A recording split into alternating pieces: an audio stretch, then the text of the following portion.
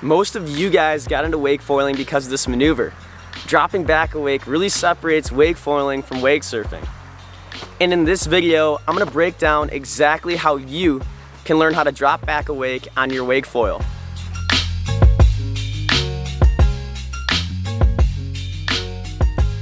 Alright guys, let's talk about what you already need to know before you get into this trick. So first, you want to make sure that you have some familiarity with pumping. You don't have to be an expert, but you want to make sure that you can at least pump a little bit before you try this trick.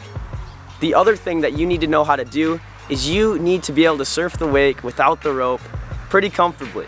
Now that the prerequisites are out of the way, let's talk about how you can actually do this trick, the actual technique. First, we're going to set ourselves up about mid-mast on top of the wake we're going to start from. And then we're going to carve out just behind the wake in front of us as we glide out into the flat water.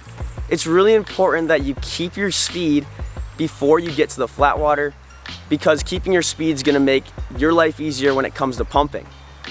We want to make sure that we avoid the wake in front of us, because if we hit the wake in front of us, we're going to slow down and fall. So we're going to carve out, we're going to miss the wake in front of us, and now we're pumping in the flat water. We're going to make sure that we get away from the wake that we are riding, because we want the boat to get away from us. We want the boat to go faster than us, so it brings the wake that's behind us next to us. That's why we pump out so far away from the boat. But now that we're away from the boat, we're gonna turn around. So we're gonna do a toeside turn back towards the wake, and we're gonna spot the wake that we wanna ride. We're gonna ride straight towards it. Now this is another super important part of this maneuver. When you get just a couple pumps away from that wake that you're trying to get onto, you want to make sure that you angle yourself so you're not hitting that wake straight on. If you hit the wake straight on, you're probably going to fall because you can't do a turn sharp enough to ride that wake. So just before you get to that wake, start turning so you can set yourself up to start riding it. I know that might have been a little bit confusing, so I'm going to take you to the water so you can hear how I personally like to do wake transfers. Here you go. Here's how I like to go from the second wake to the third wake. First, I'm going to get to the top of the second wake here, so I have plenty of speed when I go out into the flat water to get back to the third wake.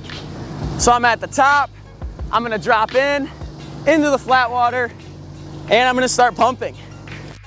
Back, I see my third wake is right here. I'm going to line up to it with the wake. I'm hitting the wake, doing a little turn, and now I'm on the wake. Hopefully that session on the water helped you understand how to do a wake transfer better. But dropping back a wake on a wake foil is way more attainable than people think.